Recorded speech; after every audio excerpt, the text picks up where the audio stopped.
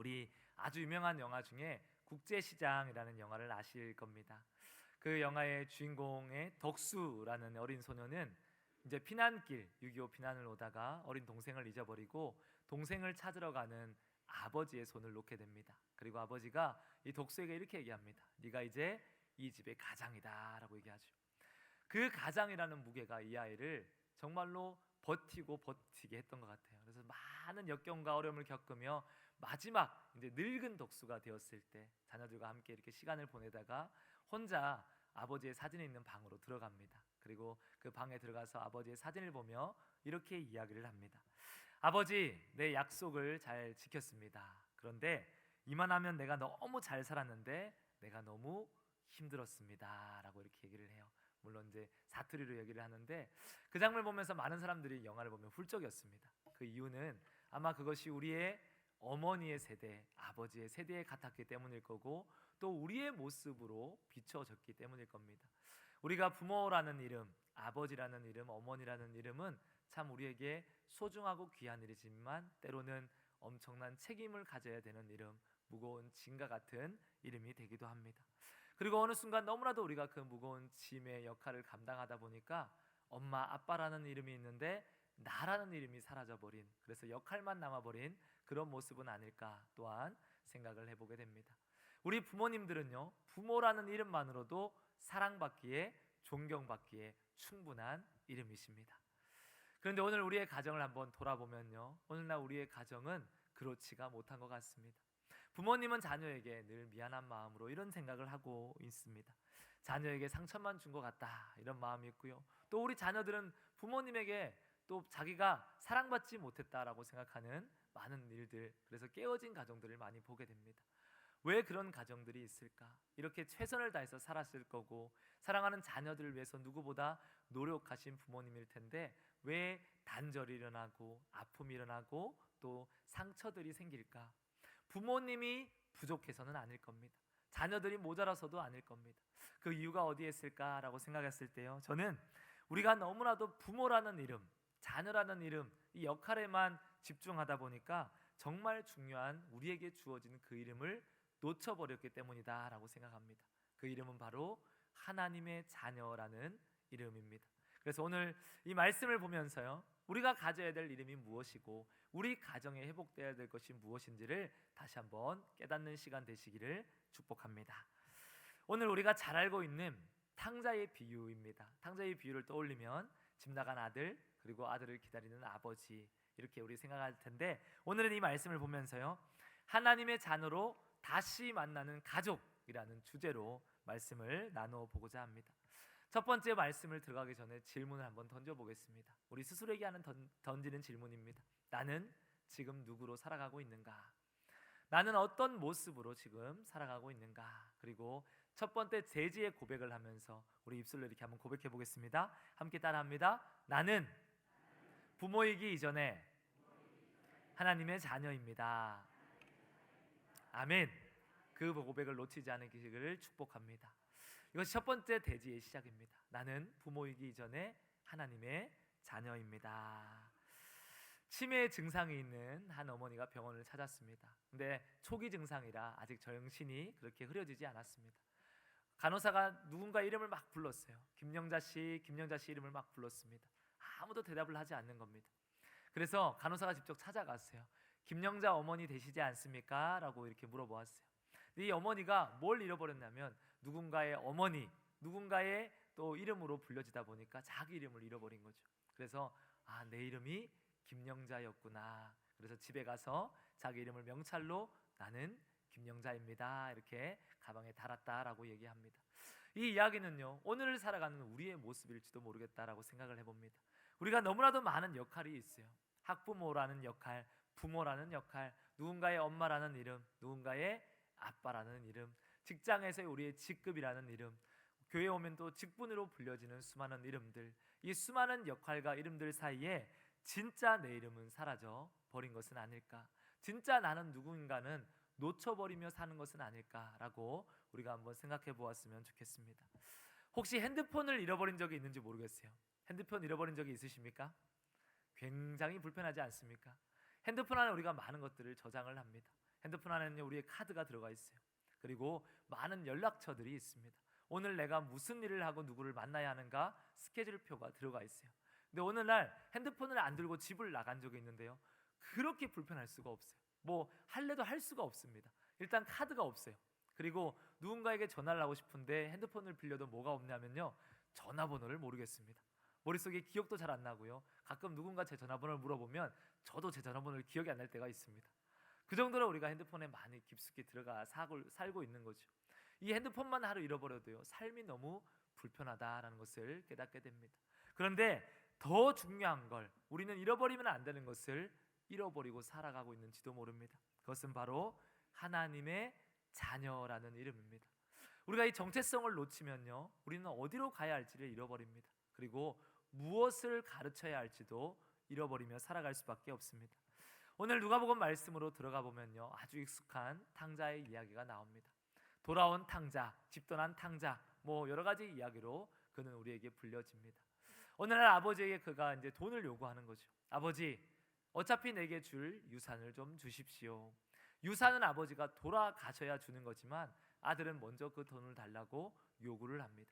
아버지는 그 아들의 요구에 응해서 그의 재산을 주고 재산을 다 가지고 먼 나라로 떠났다라고 이야기를 합니다. 그리고 허랑방탕한 삶을 살았으므로 모든 재산을 다 탕진했어요. 그리고 나서 이제 그가 돼지 목이라도 좀 먹으려고 주위를 막 둘러보는데 아무도 주는 이가 없는 거죠. 그때 그가 이런 고백을 합니다. 내 아버지의 집은 품꾼들도 먹을 것이 풍족한데 라고 비로소 깨닫는 장면이 나옵니다. 그의 비참함은요 그가 돈이 떨어져서도 아닙니다. 아무것도 먹을 것이 없는데 아무도 지업 열매를 주지 않아서도 아닙니다. 그가 왜 비참해졌냐면 아버지의 집을 떠났기 때문입니다. 아버지의 집을 떠났다는 것은요 아버지의 자녀로서의 삶을 포기했다라는 겁니다. 그때부터 그가 그 자녀로서의 삶을 놓치고 나자 그의 삶은 피폐해졌습니다. 그의 삶은 무너졌고 아무것도 아닌 겨우 지업 열매를 붙들고 저거 내가 가졌으면 좋겠다라고 살아가고 있는 인생의 모습입니다.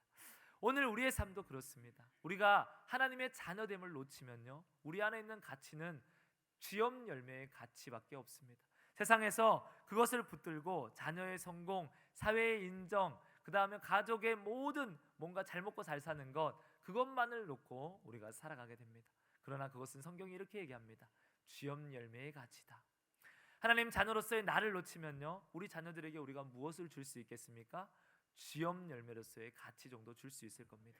세상에서 성공하는 법, 세상에서 이기적으로 사는 법, 세상에서 잘 사는 법, 그런 것들은 우리가 가르칠 수 있겠지만 정말 중요한 것은 가르칠 수가 없을 겁니다. 탕자는 고난이 왔을 때요 드디어 제정신을 차렸습니다. 그리고 그가 무엇을 떠올리냐? 아버지의 집을 떠올립니다. 아버지의 집으로 가야겠다라고 결단합니다.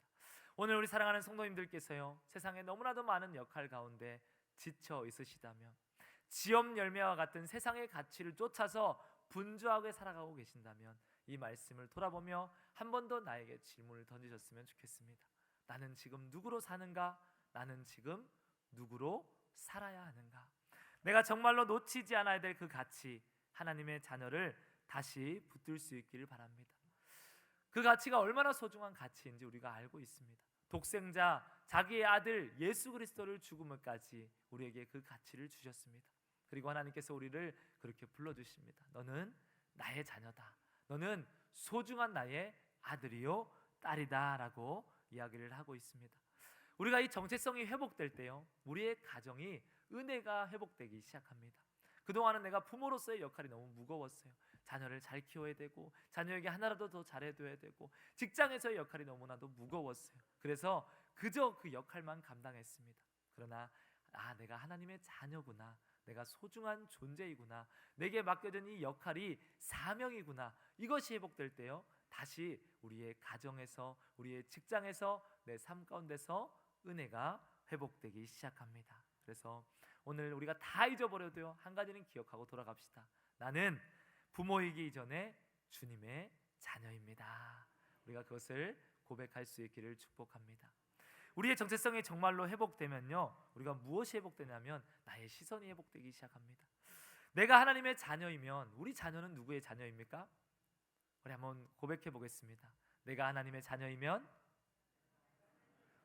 따라하기 싫으시군요. 한 번 더 고백합니다. 내가 하나님의 자녀이면 내 자녀도 하나님의 자녀입니다. 아멘. 아멘. 이것이 중요한 두 번째 대지입니다.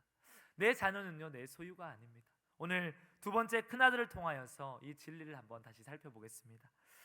누가복음 15장 29절 30절 말씀입니다. 함께 말씀을 읽겠습니다. 아버지께 대답하여 이르되 내가 여러 해 아버지를 섬겨 명을 어김이 없거늘 내게는 염소 새끼라도 주어 나와 벗으로 즐기게 하신 일이 없더니 아버지의 살림을 창녀들과 함께 삼켜버린 이 아들이 돌아오매 이를 위하여 살찐 송아지를 잡으셨나이다. 아멘. 지금 이 아들이 무슨 얘기를 하고 있냐면요, 아버지에게 따져 묻고 있는 거죠. 아버지, 내가 아버지 밑에서 얼마나 열심히 일했습니까? 그리고 아버지 밑에서 얼마나 최선을 다했습니까? 지금 그런 이야기를 하고 있습니다. 그런데 왜 나는 인정받지 못합니까? 이 이야기 속에서요, 이 자녀가 아버지를 아버지로 만나고 있지 않습니다. 아버지를 어떤 일의 성과로 만나고 있는 거죠. 아버지, 내가 열심히 섬겼으니, 아버지의 명을 어기지 않았으니 나를 인정해 주십시오. 그런 이야기로 이 아들이 아버지에게 따져 묻고 있는 것입니다.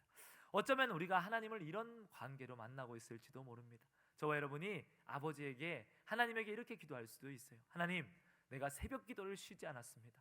일천번제를 몇 번이나 했는지 모릅니다. 교회 봉사를 얼마나 많이 했고요, 내가 얼마나 많은 헌금을 드렸는지 모릅니다. 그런데 왜